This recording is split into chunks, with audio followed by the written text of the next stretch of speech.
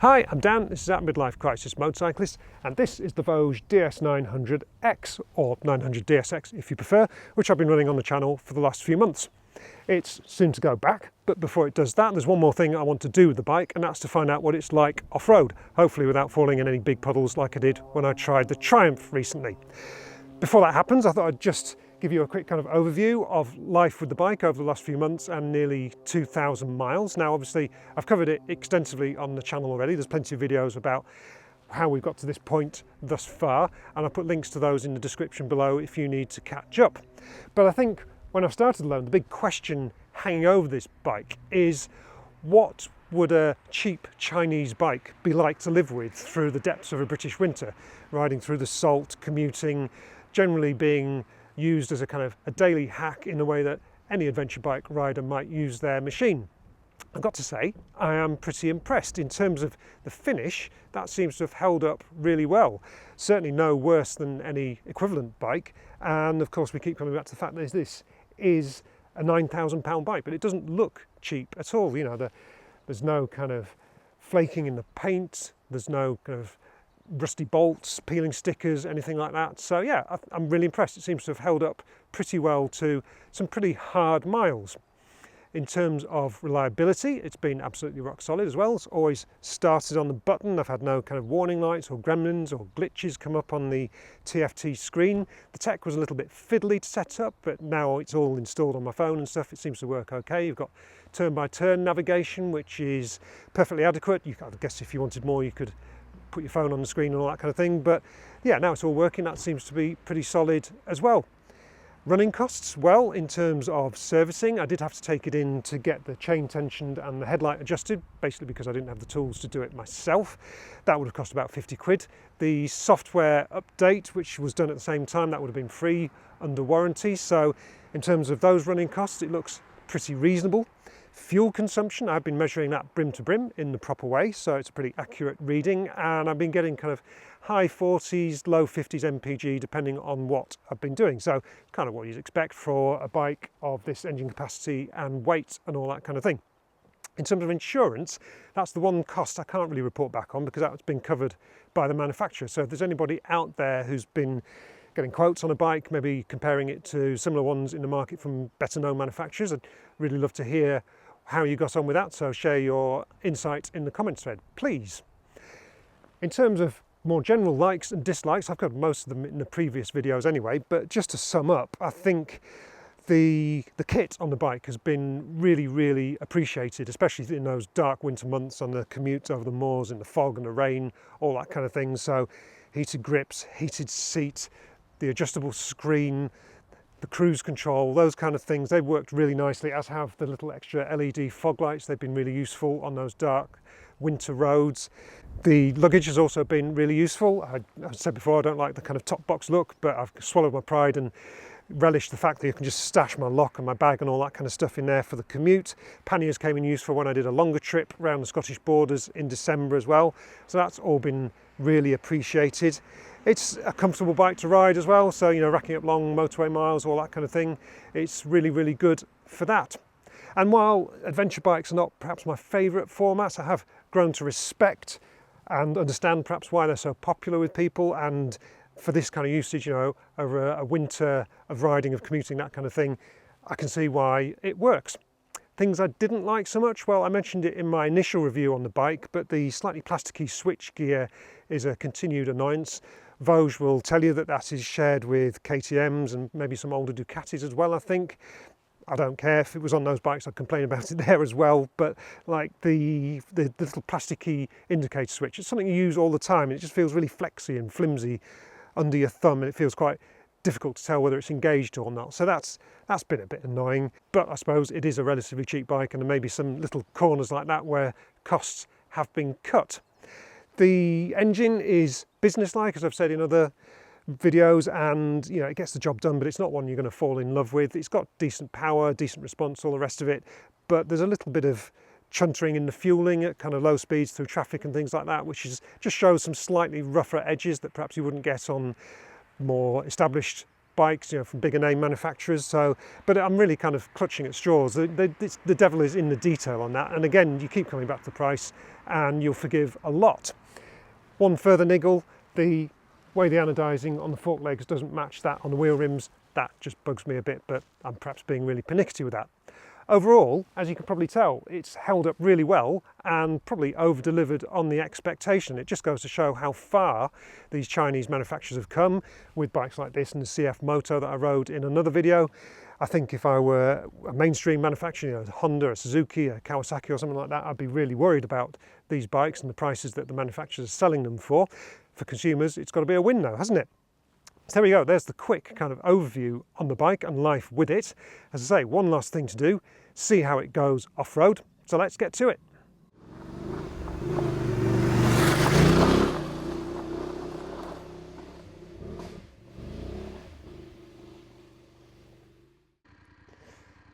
Right, so like I was saying, if you've got an adventure bike, it kind of makes sense to do something adventurous with it, doesn't it? So here I am with a bit of an off-road section to try out the Voge. Now in theory it should do all right here. I mean, I've got the Pirelli Scorpion tyres on, which are a kind of, well, they're more a road tyre than an off-road tyre, but they're supposedly all right for gravel like we have here. So we've got the best part of 200mm of suspension travel, which should be enough to be going on with. Perhaps not as much as some of the rivals, which have got like, you know, 220, 230, something like that, but it should be enough. And we have the Enduro riding mode, which I've engaged now, which turns off the traction control and the rear ABS. Now that's good because traction control, the wheel starts spinning, it just cuts the power and then you end up going nowhere. So in theory we should be good up here, so let's give it a go.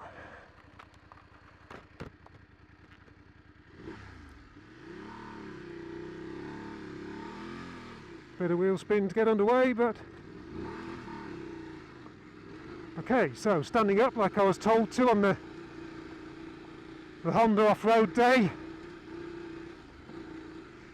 And while this track is not the most technical off-road, it's pretty tame to be honest, it does at least give a sense of what the Voge can do and, you know, prove those adventure credentials with some stunning scenery and some dirt under the tyres. And at least it's dry, so hopefully no massively deep puddles like there were on the Triumph event. So there we go, so that's probably the most technical bit of the whole track, and now we can just enjoy the trail for what it is and get a sense of the Voge's off-road ability. Certainly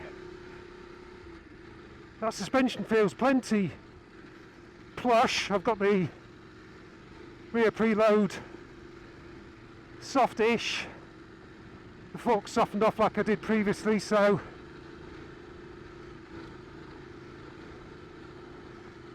and the tyres seem to be dealing with this surface pretty well.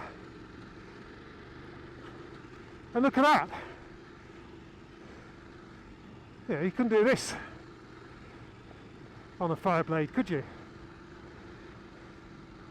And after all those months of kind of commuting and motorway miles and all that kind of thing, it feels great to actually test the Voge's broader range of abilities and see if this is a bike that you might not just do the commute on, but you might possibly even load up for actual adventuring. I think you'd probably want slightly more aggressive tyres perhaps, probably a few other little mods as well, but with that 21-inch front wheel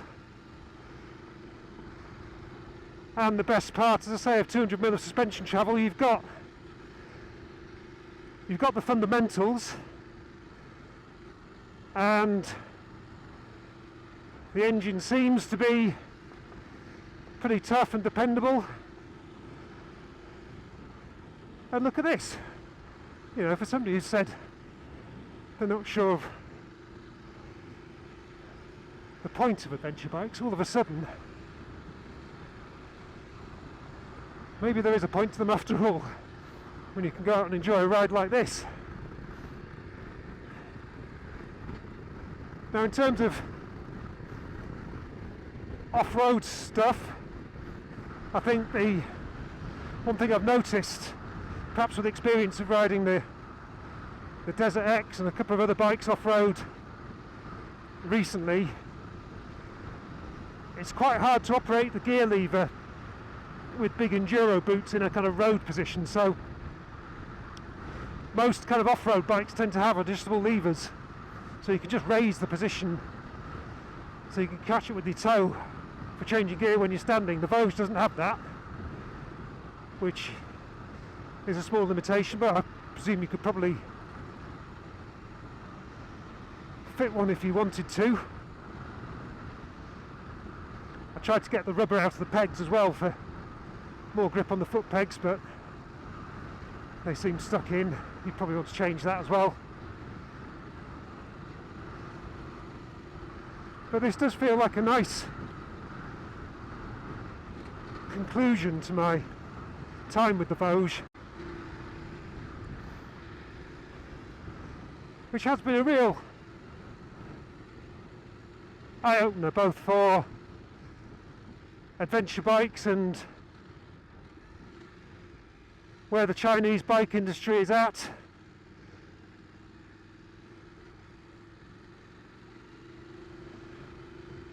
and the quality of its products.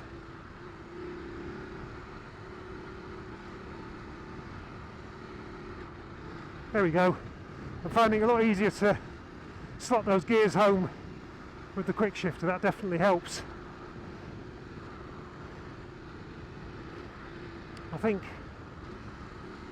I might want a slightly more gnarly tyre, but we'll do for this little taster.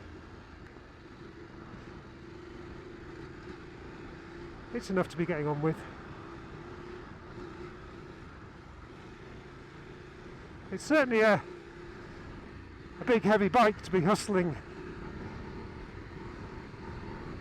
about off-road, but you know, if you had plans to go to Morocco, across Europe or something like that, based on the kind of mundane day-to-day stuff I've done with it, I have every confidence it would be well up to the task at hand. You know, even loaded up with luggage and all the rest of it.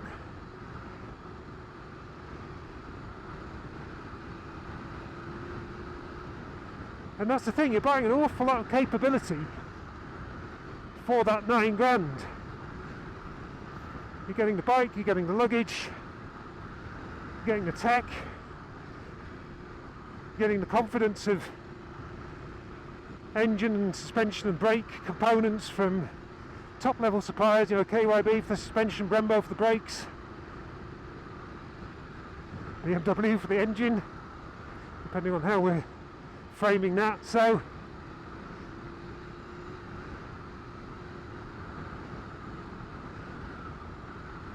with that in mind, £9,000 plus, you know, maybe a few hundred quid for some modifications, compared with the kind of 20 grand or something you might be spending on a big name adventure bike. Let's call it 15 for maybe a Suzuki V-Strom 800 DE or something like that. 15 grand. Anyway, that gives you 5 grand for your travelling budget, which should get you quite a long way, shouldn't it? Certainly further than the North York Moors, where I am now.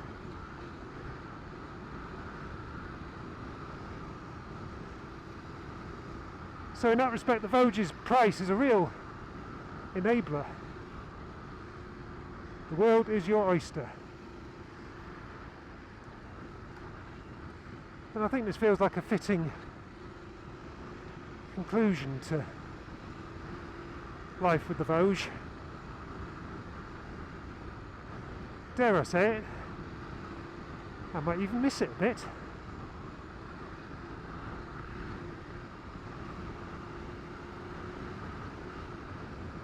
And certainly on this kind of track, with my level of mediocre off-road riding ability, it feels super confidence inspiring and a lot of fun.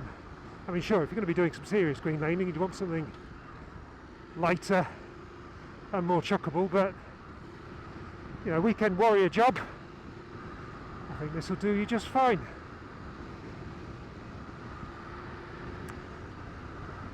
So there we go. I think final test for the Voge successfully completed, and now it's got some mud on its tyres. I think I can safely give it back, feeling that I've tested its capabilities, if not to the full, then certainly to my full.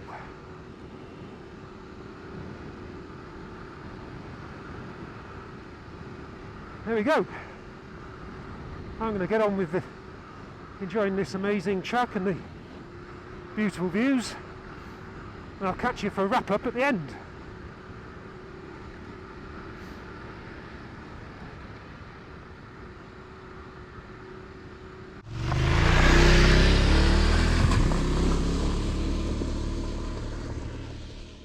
So there we go, box ticked. I've ridden the Voge off-road and I didn't fall in any big bogs, so that's an improvement over last time. And it's been a really interesting journey with this bike, from living with it day to day to getting out here and doing something vaguely adventure-y with it. And I hope it's been an interesting insight into a bike which really was an unknown quantity to most of us this time last year, 6 months ago even. So it launched in a big fanfare of being incredibly affordable, coming with loads of kit, but beyond that we didn't really know much about it. And Voge's task, its mission, is to prove itself as more than just a cheap bike, prove itself as a good bike, a credible alternative to Suzuki, Yamaha, Honda, all the rest, not just a cheap one. Has it succeeded? Well, it's a slow process, but I think this is a very convincing opening gambit, and having lived with this bike, and I like to think put it through its paces to a degree, nothing has jumped out as being substandard or cost-cutting or not up to scratch. I think it does compare with bikes that are a lot more expensive. I guess personally I'm an interesting case because I'm new to riding, and although obviously I have an understanding of the brands and what they stand for and all that kind of thing, really I don't have the emotional baggage that people who've been riding for a long time might feel about Chinese bikes entering the market and kind of undercutting some of those established names, those favourite bikes, and their, you know, the legacies and histories behind them. So for me, it's a case of, does it work as a bike? Does it succeed in its objectives? And I would say objectively, yes it does. Would I be choosing it over something like a KTM or a Husqvarna or any of those other bikes? I don't know. I think the money is a really important factor, isn't it? And the fact that it delivers on all that while saving you money over some of those big names is pretty convincing. It is steadily getting a little bit more expensive, so that kind of headline grabbing 9 and a bit grand that it started out at with all the luggage and everything, that price is going to increase, I think, a little bit as time goes by. It's already, for the 25 model year, they've made a few improvements to it, but you don't get the luggage as standard anymore. So, you know, to get an equivalent bike to the one I've been riding, maybe it's going to be closer to 10 grand than 9. So, you know, the price is going to creep up. And I think the early adopters who took a chance on these bikes early on are probably going to be rewarded with the fact that they got them really cheaply. I think, you know, there's a window of opportunity with a new brand like this, isn't it? You know, you get in there while they're trying to prove themselves and maybe take a bit of a punt, and everything based on what I've experienced in the last few months would suggest the bike is more than capable. So that's really impressive. Is it perfect? No, of course it isn't, but I think the rough edges and cheap bits, such as they are, and there aren't many, are perfectly forgivable for the price and upgradable quite affordably. So, you know, you could get it up to a really nice standard without too much difficulty at all. So it seems that Voge and Chinese bikes in general really have, as I said in a previous video, come of age, and it's been a really interesting learning experience. I hope you've enjoyed being along for the ride as well. I'd really love to know what you think about the bike, and if you've got any comments or questions, join me in the comments thread below the video. I'll join the conversation there. And in the meantime, if you haven't subscribed to the channel already, please do so. If you like the video, please hit like. And for now, I'll say goodbye. Thanks for watching and ride safe.